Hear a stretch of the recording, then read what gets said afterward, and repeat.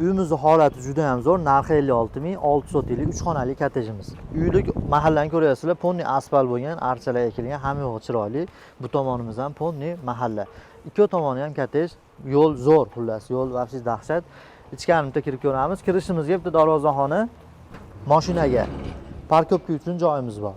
Ko'ryapsizlar, pishig'ishda bo'lgan 100% lik kottejimiz, 3 xona uyi bor, bitta oshxona, bitta sanuzelimiz bor. Tashqarida letniy tualet oshxonasi bor ekan. Zeleniy zonaga juda ham katta joy tashalgan, ko'ryapsizlar. Bu tomonga xohlasangiz qurilish qilsangiz ham bo'ladi.